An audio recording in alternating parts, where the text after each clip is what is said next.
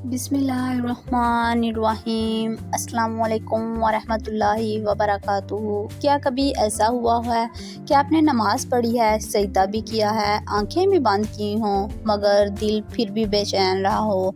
क्या कभी दुआ मांगी हो, हाथ उठाए हों, लफ्ज़ अदा किए हों, मगर अंदर कहीं खालीपन महसूस हो? अगर ऐसा हुआ है तो रुक जाएं, खुद को इल्ज़ाम देने से पहले एक लम्हा सोचें, क्योंकि मसला आपकी नमाज में नहीं, शायद मसला आपकी दुआ का नहीं, शायद असल मसला तो वो है जो हम अक्सर नज़रअंदाज कर देते हैं, दिल की कैफियत, रूह की हालत। आज हम एक ऐसी हकीकत की बात करेंगे जिसे बहुत से लोग महसूस तो करते हैं मगर बयान नहीं करते। अगर आपने इस बात को समझ लिया तो मुमकिन है आप अपनी इबादत को नए अंदाज में देखना शुरू करेंगे।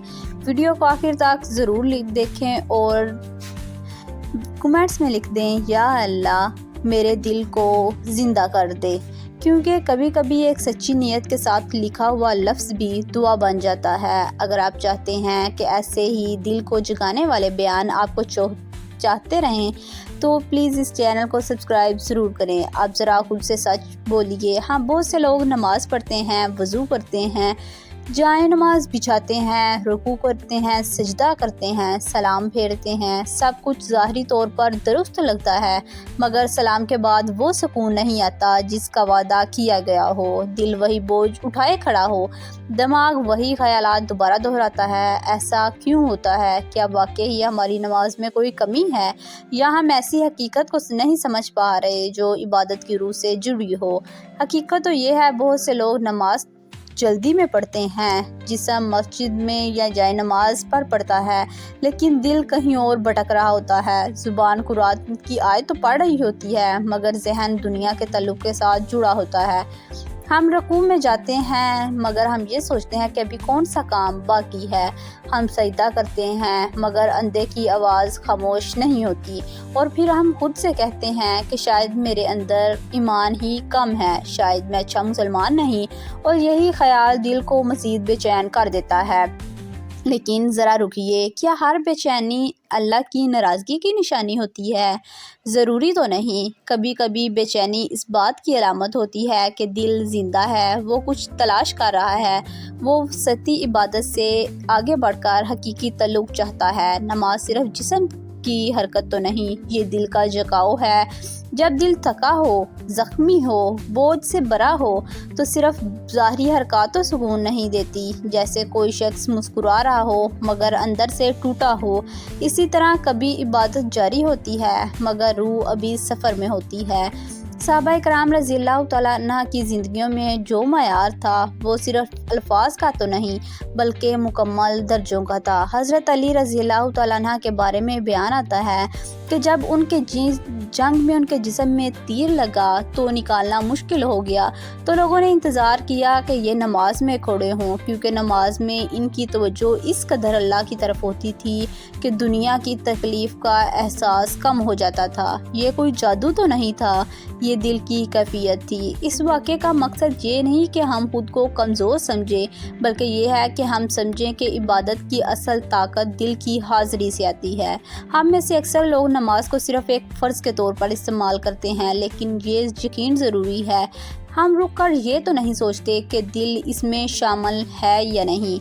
हम अल्फाज अदा करते हैं मगर मानी पर गौर नहीं करते। हम दुआ मांगते हैं मगर यकीन कमज़ोर होता है, क्योंकि शायद हम बार बार तजर्बात से थक चुके होते हैं। ये थकन ईमान की कमी तो नहीं बल्कि इंसान होने की अलामत है।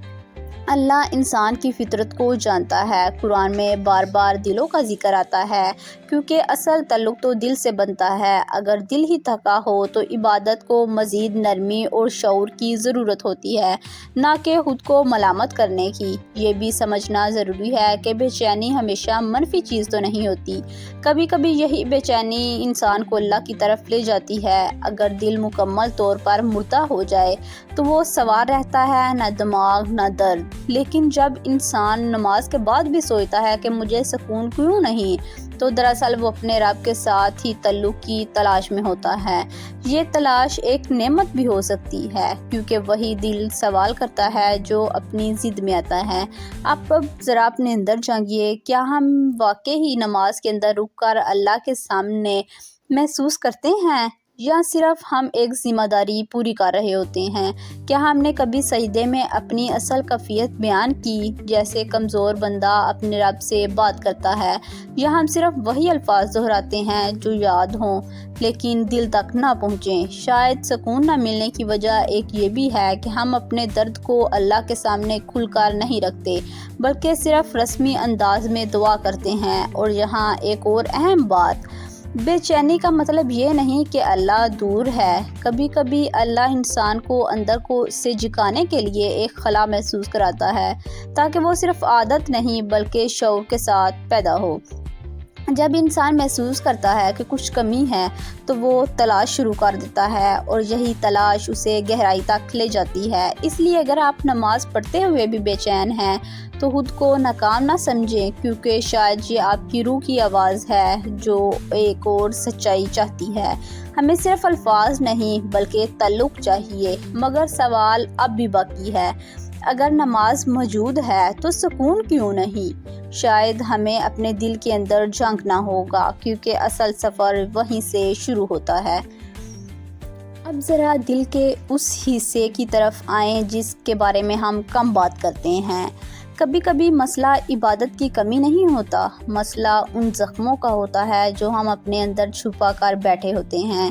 ہم نماز تو پڑھتے ہیں، تسبیح پڑھتے ہیں، دعا بھی مانگتے ہیں، مگر دل کے اندر ایک ایسا درد موجود ہوتا ہے جسے ہم نے کبھی صاف نہیں کیا، اور وہی درد عبادت کے ذائقے کو متاثر کرتا ہے، کیونکہ دل اگر زخمی ہو تو الفاظ کی مٹھاس بھی اسے سکون نہیں دے پاتی۔ سوچئے، کیا ہمارے دل میں کوئی ایسا شخص ہے جسے ہم نے معاف نہیں کیا؟ کوئی رشتہ جو ٹوٹا ہو اور ہم نے اسے کبوں سالوں سے اٹھا رکھا ہے؟ ہم زبان سے کہتے ہیں کہ سب ٹھیک ہے، مگر دل کے اندر ایک گہرا شکوہ موجود رہتا ہے۔ ہم نماز میں کھڑے ہوتے ہیں، مگر دل میں اس شخص کا خیال آتا ہے جس نے ہمیں تکلیف دی۔ ہم سجدہ تو کرتے ہیں، مگر اندر ایک سختی باقی ہوتی ہے۔ یہ سختی عبادت کو روک تو نہیں دیتی، مگر اس کی تاثیر کم کر دیتی ہے، کیونکہ دل میں اگر کینہ ہو تو سکون کی جگہ تنگ ہو جاتی ہے۔ پھر حسد، وہ خاموش آگ جو انسان کو اندر ہی اندر سے جلاتی رہتی ہے۔ ہم کسی کی کامیابی دیکھ کر مسکراتے رہتے ہیں، مگر دل کے کسی کونے میں جلن ہوتی ہے۔ ہم خود کو سمجھاتے ہیں کہ یہ معمولی بات ہے، مگر وہ معمولی جبن رفتہ رفتہ دل کی گہرائی تک پہنچ جاتی ہے۔ قرآن مجید میں دلوں کی بیماری کا ذکر آتا ہے۔ کچھ لوگوں کے دلوں میں بیماری ہے، مگر اللہ نے اس بیماری کو بڑھا دیا۔ یہاں بیماری صرف جسمانی تو نہیں بلکہ روحانی کیفیت ہے۔ جب دل میں حسد، تکبر، حد سے زیادہ لوگوں کے لیے نفرت شروع ہو جائے تو وہ دل باوجود عبادت کے بے چین ہو جاتا ہے۔ تقویٰ بھی ایک ایسا زخم ہے جو کبھی نظر نہیں آتا۔ کبھی ہم دوسروں کو بہتر سمجھنے لگتے ہیں، کبھی ہمیں لگتا ہے کہ ہماری عبادت، ہمارا علم دوسروں سے زیادہ ہے۔ یہ احساس آہستہ آہستہ دل کو سخت بنا دیتا ہے، اور سخت دل میں آنسو تو کم آتے ہیں، سجدہ تو ہوتا ہے مگر ٹوٹنا نہیں ہوتا، زبان سے استغفار تو نکلتا ہے مگر اندر عاجزی پیدا نہیں ہوتی۔ تکبر انسان اور انا کے درمیان ایک پردہ کھڑا کر دیتی ہے، کیونکہ اللہ کے سامنے جھکنے کے لیے دل کا نرم ہونا ضروری ہے۔ پھر دنیا کی محبت، دنیا خود دوری تو نہیں، مگر جب دل پر حاوی ہو جائے تو مسلح بن جاتی ہے۔ ہم رزق کے لیے محنت تو کرتے ہیں، ہم اچھا گھر، اچھی زندگی چاہتے ہیں، یہ بھی جائز ہے، مگر جب دل ہر وقت خوف اور خواہش میں ڈوبا رہے تو عبادت بھی دنیاوی فائدے کے لیے ہی رہ جاتی ہے۔ ہم نماز اس لیے پڑھتے ہیں کہ مسئلہ حل ہو جائے، دعا اس لیے مانگتے ہیں کہ کام بن جائے، اور جب کام نہ بنے تو دل مزید بے چین ہو جاتا ہے، کیونکہ ہم نے عبادت کو تعلق کی بجائے ذریعہ بنا لیا ہوتا ہے۔ ٹوٹے ہوئے رشتے بھی دل پر گہرا اثر چھوڑتے ہیں، کبھی کسی قریبی شخص کا جدا ہو جانا، کبھی کسی والدین سے دوری، کبھی اولاد کی نافرمانی، یہ سب دل پر نشان چھوڑ جاتے ہیں۔ ہم ان زخموں کو وقت کے حوالے کر دیتے ہیں، مگر حقیقت میں وہ اندر ہی اندر رہتے ہیں۔ جب ہم نماز میں کھڑے ہوتے ہیں تو ہم سمجھتے ہیں کہ شاید میری عبادت میں کمی ہے، حالانکہ دل ابھی شفا چاہ رہا ہوتا ہے۔ ایک شخص نبی کریم صلی اللہ علیہ وآلہ وسلم کے پاس آیا اور عرض کی کہ یا اللہ، میرا دل سخت ہو رہا ہے۔ غور کیجئے، اس نے یہ نہیں کہا کہ میں نماز نہیں پڑھتا، اس نے یہ نہیں کہا کہ میں دعا نہیں کرتا، اس نے کہا کہ میرا دل سخت ہو گیا ہے۔ آپ صلی اللہ علیہ وآلہ وسلم نے فرمایا کہ یتیم کے سر پر ہاتھ پھیرو اور مسکین کو کھانا کھلاؤ۔ یہ جواب کتنا گہرا ہے۔ آپ صلی اللہ علیہ وآلہ وسلم نے اسے زیادہ نوافل کا حکم تو نہیں دیا، بلکہ رحمت کا راستہ بتایا، کیونکہ دل کی سختی صرف عبادت کے اضافے سے تو نہیں بلکہ رحمت کے بہاؤ سے ملتی ہے۔ یہاں ایک بہت اہم نقطہ سمجھنا ضروری ہے۔ عبادت اللہ کے ساتھ تعلق کو بڑھاتی ہے، لیکن مخلوق کے ساتھ رحم دل کو نرم کرتی ہے۔ مگر ہم جب اللہ کے سامنے جھکتے ہیں تو لوگوں کے ساتھ سخت ہوتے ہیں تو دل مکمل سکون محسوس تو نہیں کرتا۔ جب ہم کسی کو معاف کرتے ہیں، جب ہم کسی کی مدد کرتے ہیں، جب ہم کسی یتیم کے سر پر ہاتھ رکھتے ہیں تو دراصل ہمارا اپنا دل نرم ہوتا ہے، اور نرم دل میں عبادت کا بہت زیادہ اثر رہتا ہے۔ کبھی کبھی ہم یہ سمجھتے ہیں کہ زیادہ تسبیح، زیادہ نمازیں، زیادہ نوافل ہماری بے چینی کو ختم کر دیتی ہیں، مگر اگر دل میں حسد باقی رہے، اگر کسی کے لیے نفرت باقی رہے، اگر تکبر باقی ہے تو وہ سب چیزیں اندر کی کیفیت کو بدلنے تو نہیں دیتی۔ اس لیے ضروری ہے کہ ہم اپنے دل کا جائزہ لیں کہ ہم نے کسی کو معاف تو نہیں کرنے والے، ہم کسی کی کامیابی سے ڈر رہے ہیں، کیا ہم دنیا کے خوف سے ڈوبے ہوئے ہیں؟ یہ سوالات تکلیف دہ تو ہو سکتے ہیں، مگر شفا کا آغاز تو سچائی سے ہوتا ہے۔ دل کی سختی عبادت سے نہیں بلکہ رحمت سے ہوتی ہے۔ جب انسان دوسروں کے لیے نرم ہو جاتا ہے تو اللہ اس کے لیے آسانی پیدا کر دیتا ہے۔ جب انسان معاف کرتا ہے تو اللہ اس کے دل کا بوجھ ہلکا کر دیتا ہے۔ جب انسان تکبر چھوڑ کر عاجزی اختیار کرتا ہے تو عبادت میں لطف آنا شروع ہو جاتا ہے، کیونکہ اب دل تو صاف ہو چکا ہے اور صاف دل میں سکون اتر گیا ہے۔ لیکن ایک اور سوال جہاں جنم لیتا ہے، اگر دل زخمی ہے، اگر اندر واقعی درد ہے تو کیا اللہ اسے ایسے ہی چھوڑ دیتا ہے؟ کیا وہ بندے کی اس کیفیت کو نظر انداز کر دیتا ہے، یا پھر انہی زخموں کو کسی خاص مقصد کے لیے استعمال کیا جاتا ہے؟ کیا ممکن ہے کہ یہ درد ہی ہمیں کسی بڑی حقیقت کی طرف لے جا رہا ہو؟ شاید اگلا مرحلہ اسی راز کو کھولنے والا ہے۔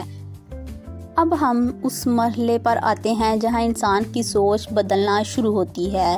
جب دل زخمی ہو، عبادت جاری ہو مگر سکون نہ ملے تو انسان اکثر یہ سمجھ لیتا ہے کہ شاید یہ سزا ہو، شاید اللہ ناراض ہے، شاید میرے اندر ایسی کمی ہے جس کی وجہ سے میں اللہ کی رحمت سے دور ہو گیا۔ لیکن کیا ہر بے چینی سزا ہوتی ہے؟ کیا ہر آزمائش ناراضگی کی علامت ہوتی ہے؟ حقیقت میں نہیں۔ کبھی کبھی بے چینی سزا تو نہیں بلکہ اللہ کی خاموش تربیت ہوتی ہے۔ اللہ انسان کو صرف خوشیوں کے ذریعے تو نہیں بناتا بلکہ آزمائشوں کے ذریعے بھی سنوارتا ہے۔ جس طرح سونا آگ میں تپ کر خالص ہوتا ہے، اسی لیے انسان کا دل آزمائشوں سے گزر کر مضبوط ہوتا ہے۔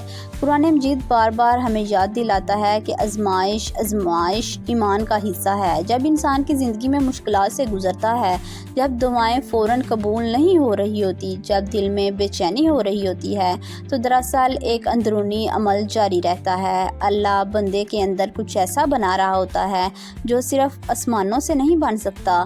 سوچئے، اگر ہر دعا فوراً قبول ہو جائے، ہر مشکل فوراً ختم ہو جائے تو کیا انسان کبھی صبر سیکھ پائے گا؟ کیا وہ اللہ کی طرف اس شدت سے رجوع کرے گا جس سے وہ آزمائش کے وقت کرتا ہے؟ دعا کی تاخیر میں بھی حکمت ہوتی ہے۔ ہم دعا کرتے ہیں اور ہمیں لگتا ہے کہ جواب نہیں مل رہا، لیکن شاید اللہ اس دعا کو قبول کرنے سے پہلے ہمارے دل کو تیار کر رہا ہوتا ہے۔ کبھی جواب ہاں ہوتا ہے، کبھی نہیں، اور کبھی ابھی نہیں، اور یہی ابھی نہیں انسان کے صبر کو جنم دیتی ہے، اس کے روح کو گہرا کر دیتی ہے۔ نبیوں کی زندگیاں اس حقیقت کی سب سے بڑی مثال ہیں۔ اگر دل بے چینی، غم، آزمائش اللہ کی ناراضگی کی علامت ہوتی تو کیا انبیاء علیہ السلام کی زندگی میں مشکلات آتی؟ حضرت یعقوب علیہ السلام کی زندگی دیکھیے، انہوں نے اپنے بیٹے حضرت یوسف علیہ السلام کی یاد میں اتنا روئے کہ ان کی آنکھوں کی بینائی چلی گئی، مگر انہوں نے اللہ سے امید تو نہیں چھوڑی۔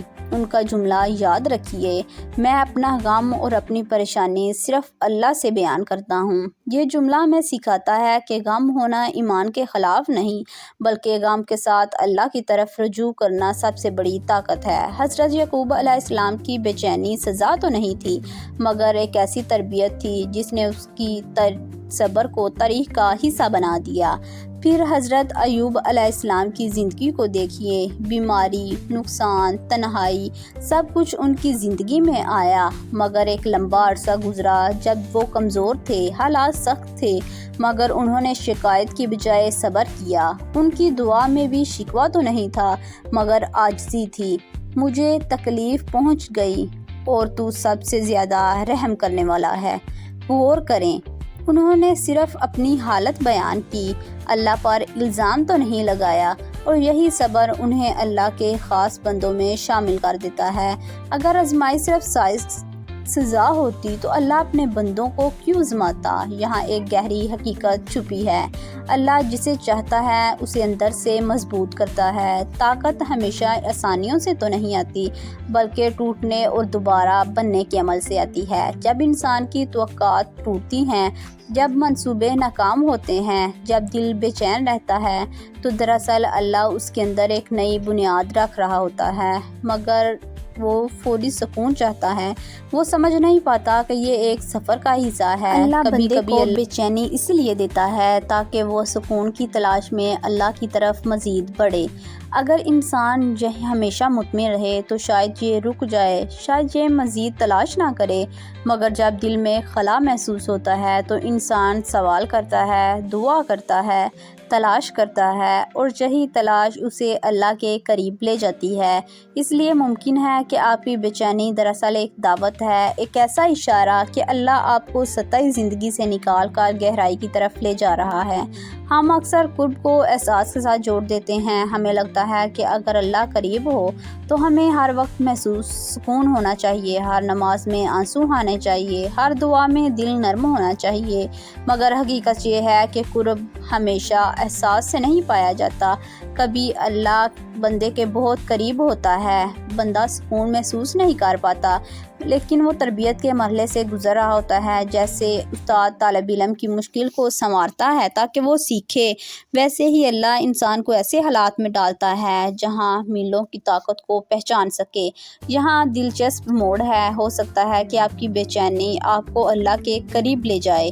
جو شخص بے چین نہیں وہ شاید تلاش بھی نہیں کرتا، مگر جو شخص اندر سے تڑپ رہا ہو وہ جواب ڈھونڈتا ہے، وہ اللہ سے بات کرتا ہے، وہ سجدے میں زیادہ دیر رک جاتا ہے، اور یہی تڑپ انسان کو گہرا کر دیتی ہے۔ اس لیے اپنی بے چینی کو صرف مسئلہ نہیں سمجھیں، شاید یہ ایک راستہ ہو، ایک دعوت ہو، ایک خاموش تربیت ہو جس کے ذریعے اللہ آپ کو ایک نئی روحانی منزل تک لے جا رہا ہے۔ لیکن جہاں ایک سوال پھر بھی باقی ہے، اگر اللہ واقعی ہی قریب ہے، اگر یہ سب تربیت کا حصہ ہے، تو پھر ہمیں قرب کیوں محسوس نہیں ہوتا؟ دل کیوں خالی محسوس ہوتا ہے؟ آنکھیں کیوں خشک ہو جاتی ہیں؟ شاید اگلا مرحلہ یہی سمجھانے والا ہے کہ عبادت صرف عبادت نہیں بلکہ ایک زندہ تعلق کیسے بنتی ہے۔ اب ہم اس مقام تک پہنچ چکے ہیں جہاں اصل فرق واضح ہونا شروع ہو جاتا ہے، جو اب تک نظر نہیں آتا مگر پوری عبادت کی کیفیت کو بدل دیتا ہے۔ عادت والی عبادت اور زندہ والی عبادت میں یہی فرق ہے کہ یہ صرف زبان شامل ہوتی ہے اور دوسری میں دل بھی شریک ہوتا ہے۔ بہت سے لوگ نماز پڑھتے ہیں، الفاظ ادا کرتے ہیں، رکوع اور سجدہ بھی مکمل کرتے ہیں، مگر وہ تعلق محسوس نہیں ہوتا جس کی روح میں عبادت ہونی چاہیے۔ سوال یہ نہیں کہ نماز ہو رہی ہے یا نہیں، بلکہ سوال تو یہ ہے کہ نماز زندہ ہے یا صرف ایک عادت بن گئی ہے۔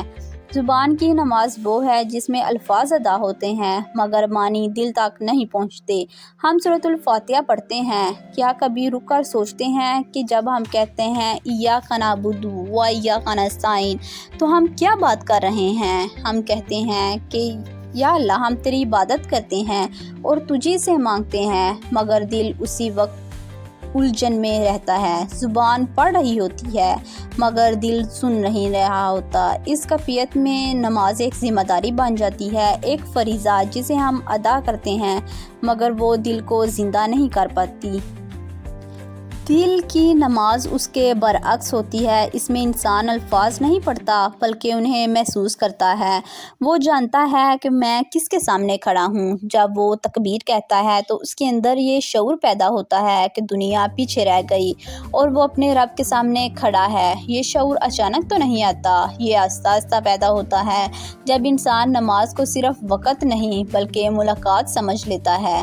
جب انسان سمجھتا ہے کہ یہ وقت اللہ کے ساتھ گفتگو کا ہے تو نماز کی کیفیت بدلنا شروع ہو جاتی ہے۔ توجہ عبادت کی روح ہے۔ ہم اکثر شکایت کرتے ہیں کہ نماز میں دل نہیں لگتا، مگر دل لگانے کے لیے شعوری کوشش بھی ضروری ہوتی ہے۔ وضو سے پہلے نیت کو طاقت کرنا، نماز سے پہلے چند لمحہ خاموشی اختیار کرنا، آیات کے معنی پر غور کرنا، یہ سب چیزیں دل کو حاضر کرنے میں مدد کرتی ہیں۔ جب انسان جلدی میں نماز پڑھتا ہے تو دل کو موقع نہیں ملتا کہ وہ اس میں داخل ہو سکے، مگر جب انسان رک کر آہستہ آہستہ پڑھتا ہے تو الفاظ بھی حد تک رہتے ہیں۔ معنی سمجھ کر آیات کے معنی پر غور کرنا، یہ سب چیزیں دل کو حاضر کرنے میں مدد دیتی ہیں۔ جب انسان جلدی میں نماز پڑھتا ہے تو دل کو موقع نہیں ملتا کہ وہ اس لمحے میں داخل ہو سکے، مگر جب انسان رک کر آہستہ آہستہ نماز پڑھتا ہے تو الفاظ دل میں اترنے لگتے ہیں۔ معنی سمجھ کر پڑھنا بھی بہت اہم ہے۔ قرآن صرف تلاوت کے لیے تو نہیں بلکہ سمجھنے کے لیے بھی ہے۔ جب ہم آیات کا مطلب جانتے ہیں تو نماز ایک مکالمہ بن جاتی ہے۔ مثال کے طور پر جب ہم کہتے ہیں الرحمن الرحیم تو ہم اللہ کی رحمت کو بیان کرتے ہیں۔ جب ہم مالک یوم الدین پڑھتے ہیں تو ہمیں اپنی ذمہ داری یاد آتی ہے۔ یہ شعور دل کو بیدار کر دیتا ہے۔ اس لیے ضروری نہیں کہ ہم سب کچھ ایک دن ہی میں سیکھ لیں، مگر آہستہ آہستہ معنی کو سمجھنے کی کوشش عبادت کو زندہ بنا دیتی ہے۔ سجدہ عبادت کا سب سے قریبی لمحہ ہے۔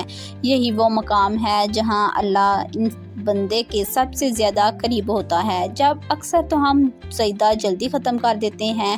سجدہ صرف ایک حرکت تو نہیں، یہ دل کا جھکاؤ ہے۔ جب انسان سجدے میں اپنے دل کی بات کرتا ہے، اپنی کمزوریوں کا اعتراف کرتا ہے، اپنی امیدیں بیان کرتا ہے تو عبادت ایک رسم سے بن کر ایک ذاتی ملاقات بن جاتی ہے۔ سجدے میں خاموشی سے اللہ سے بات کرنا، اپنے الفاظ میں دعا کرنا، دل کو کھولنا، یہی وہ لمحے ہیں جہاں سے عبادت زندہ ہونے لگتی ہے۔ اللہ کو سننے کا شعور بھی عبادت کا اہم حصہ ہے۔ ہم اکثر دعا کو ایک طرفہ سمجھتے ہیں کہ ہم بولتے ہیں کہ اور اللہ سنتا ہے، مگر حقیقت میں نماز میں اللہ بھی بندے سے بات کرتا ہے۔ قرآن کی آیت اللہ کا کلام ہے۔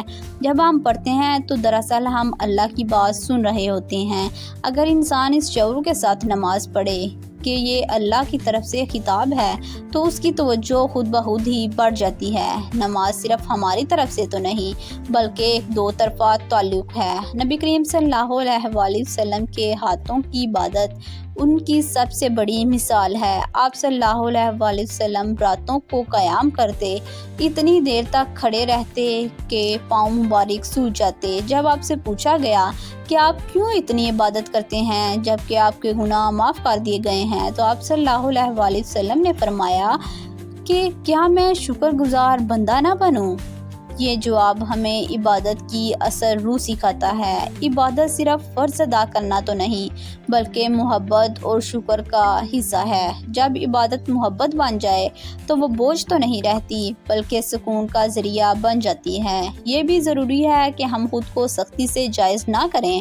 عبادت زندہ بنانا ایک سفر ہے، ایک دن کا کام تو نہیں۔ کبھی دل حاضر ہو گیا، کبھی نہیں ہوا، کبھی آنکھوں میں آنسو آئیں گے، کبھی خشک رہیں گے، مگر مسلسل کوشش ہی دل کو آہستہ آہستہ نرم کرتی ہے۔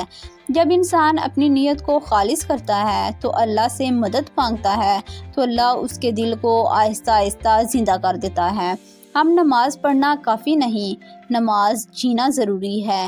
جب نماز زندگی کا حصہ ہو جائے، جب انسان دن بھر اس تعلق کو یاد رکھے جو سجدے میں محسوس کیا، تو عبادت ایک عادت تو نہیں بلکہ ایک زندہ حقیقت بن جاتی ہے، اور جب زندہ ہو جائے تو بے چینی سکون میں بدلنا شروع ہو جاتی ہے۔ اب ہم اس مقام پر آتے ہیں جہاں بات صرف سمجھنے کی نہیں رہتی بلکہ بدلنے کی ہوتی ہے، کیونکہ اگر دل بے چین ہے، اگر عبادت کے باوجود سکون نہیں مل رہا، تو اس کا مطلب یہ نہیں کہ راستہ بند ہو گیا، بلکہ اس کا مطلب یہ ہے کہ ایک نیا دروازہ کھلنے لگا ہے۔ علاج ہمیشہ وہاں سے شروع ہوتا ہے جہاں انسان اپنی غلط کو سچائی کے ساتھ تسلیم کر لے۔ سب سے پہلا قدم توبہ کی سچائی ہے۔ توبہ صرف گناہوں کی فہرست بننے کا نام تو نہیں بلکہ دل کی واپسی ہے۔ یہ وہ لمحہ ہے جہاں انسان اللہ کے سامنے کھڑا ہو کر کہتا ہے کہ یا اللہ، میں تھک گیا، میں کمزور ہو گیا، میں غلطیاں کرتا ہوں، مگر میں تیرے پاس واپس آنا چاہتا ہوں۔ سچی توبہ دل کو ہلکا کرتی ہے، کیونکہ وہ بوجھ جو انسان خود اٹھا لیتا ہے اللہ کے سامنے رکھ دیا جاتا ہے، اور اللہ تو وہ رب ہے جو معاف کرنے میں دیر نہیں کرتا۔